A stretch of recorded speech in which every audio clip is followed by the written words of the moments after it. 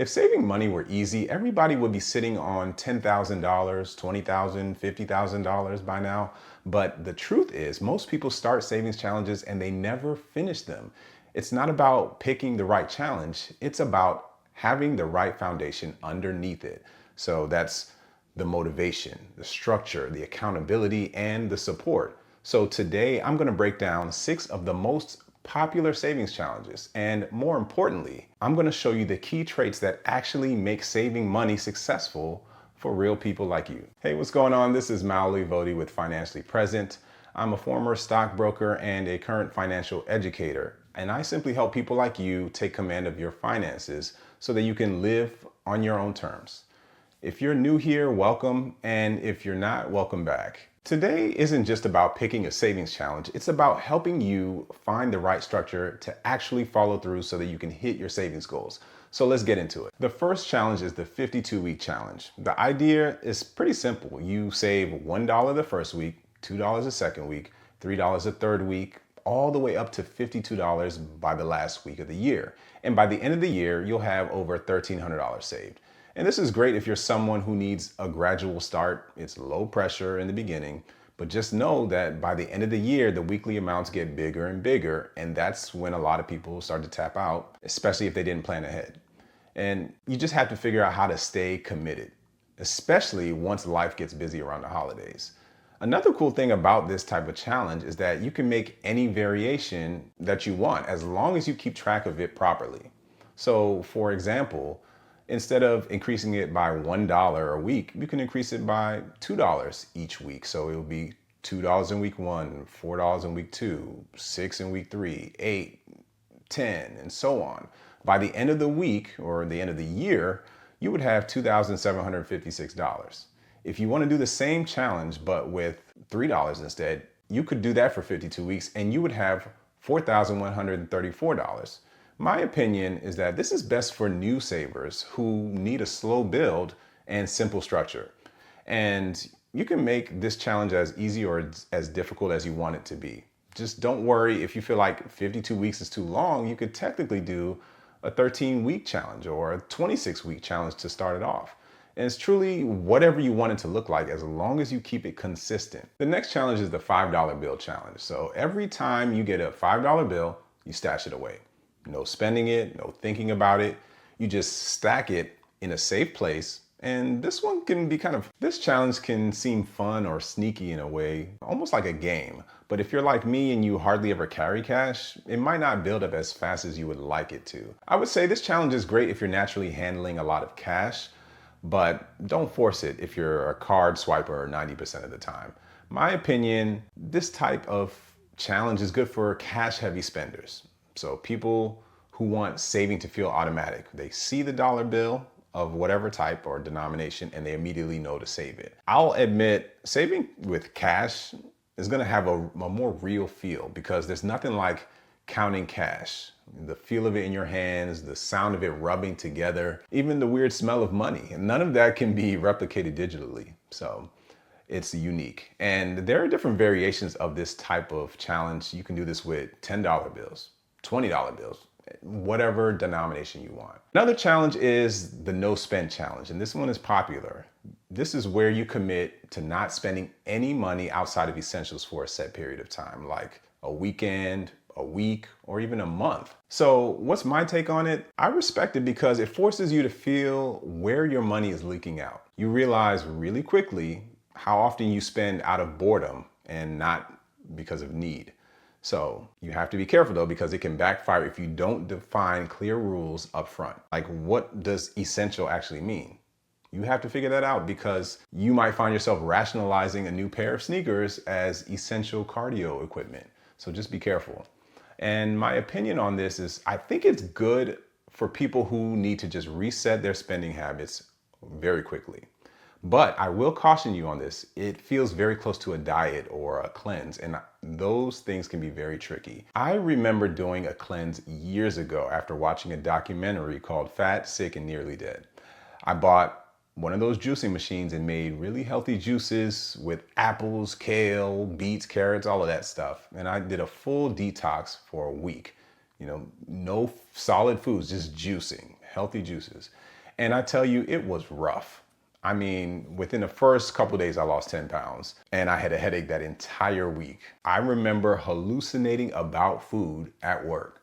And as soon as that detox was over, my first meal, it was fried chicken, French fries, wings, pizza, all in one sitting. And I ate so much the days after that that I don't even think the cleanse mattered. And I share this only because you know yourself more than anyone else. Don't forget that when it comes to these challenges. The next challenge is the 100 envelope challenge. And this is where you label 100 envelopes, 1 to 100. And each day you pull an envelope at random and you save the exact amount on that envelope. So at the end of the 100 days, you should have $5,050 saved up. And I think this challenge brings some mystery and almost like some gamification to savings. And it's really exciting at first because it feels like almost like a lottery. You don't know what you're gonna pull, but you do have to be real with yourself because pulling $97 one day or $88 the next, when you didn't plan for it, it's gonna feel like it might knock you off track. And my opinion on this, you need either a steady income or some type of buffer to make this work.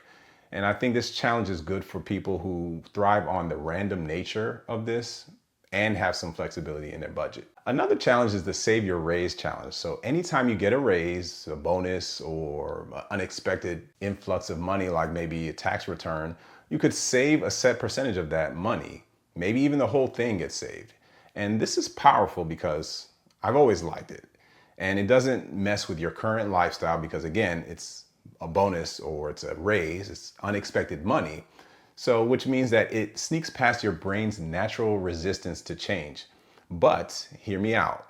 It only works if you don't mentally spend the raise before you ever see it. Just lock it away fast before lifestyle creep sneaks up behind you. And my opinion on this, I think this is best for people getting raises or bonuses on a regular basis and they want just a pain-free way to save big without feeling it day to day. Or it could be for people who generally like to keep their cost of living relatively low. It's extremely easy to do on an annual basis, and if you don't want to worry about small transactions throughout the year, this is perfect. And then the last challenge I'll mention is combining challenges. Yes, this is a challenge in itself. You could decide to put multiple challenges together so that you don't get bored and it helps you reach a goal much faster or a much bigger goal. For example, you could do the no spend challenge for a month before you start the 100 envelope challenge. And then you just use the momentum from one to lead into the next. Or you could decide you want to do a 13-week challenge before you do a 26-week challenge. My only caution is that you have to pick your challenges wisely. And in my opinion, I think combining challenges is for people who are very competitive and they can benefit from the variation of the savings exercises that you're doing. Maybe one of the challenges is cash and the other one can be digital. Whatever gets you saving. One way to build structure is just using a simple tracker, something like the Savings Starter Kit that I created, so you can grab that for free below. But before you dive into any of these saving challenges, there's something we have to talk about, and it's the part that most people skip. It's the traits that matter most, okay? So challenges are good. In fact, they can be a very healthy way to jumpstart your savings and then lead you into investing.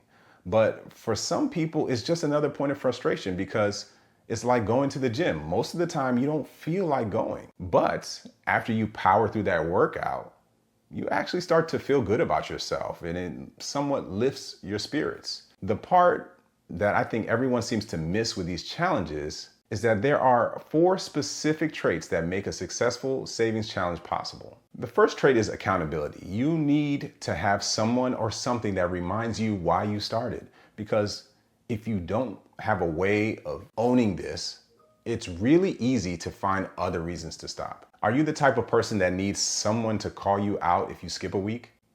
Do you need to check in with somebody regularly? Do you need to penalize yourself if you skip a week? If so, that's okay. You just need to make sure you have some way of being held accountable for this, because it's really easy to start any of these challenges in January and then eventually things start to fizzle out, especially if you don't have someone checking in on you. It could be something as simple as texting your group of friends to let them know you're halfway to your goal. And these type of tricks do work. Another trait that I think matters is motivation. So saving money without a reason, that's like running a race with no finish line. If there's no finish line and you know there's no finish line, you're gonna stop. In fact, why even start in the first place? Figure out what you want it to be. It could be a vacation, a new car, a gift for someone you love. It can be a paid off house. Just find a reason that's gonna pull you along, because I guarantee you, you're going to find days where you don't feel like putting that cash in the envelope or transferring that money to the high yield savings account. Another important trait is a support system. Any good challenge has a support system. If nobody in your circle is saving, it's easy to feel crazy or even isolated. It might sound cliche, but it's true. You're the average of your 5 closest friends. And if your circle isn't supportive or doesn't know that you're trying to save or doesn't like to save, it's going to be nearly impossible for you to finish any savings challenge, especially if your circle isn't helping you. And if they're not helping you, you're not completely stuck. You could always still find a way. Find a Facebook group, a savings subreddit, even the comment section on this video. There are people there just like you trying to do better. The last trait you need to excel at your savings challenge is structure. A challenge is only as good as the plan you build underneath it. Structure could look differently depending on the type of challenge that you pick, but maybe it means you need to open up a separate savings account, which I do recommend.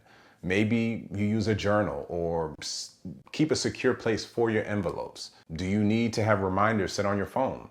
These things are minor, but they can make or break your savings challenge. Look, it's not about having the perfect savings challenge. It's about creating the habits, the structure, and the community that holds you up when the motivation runs dry. And if you've watched this far, you're already doing better than most people. So just keep going. If you're ready to start strong, get your free savings starter kit below to just get the ball rolling. This template is designed to help you quickly start saving and give you the structure you need to keep it consistent and build momentum day by day. And until next time, stay present.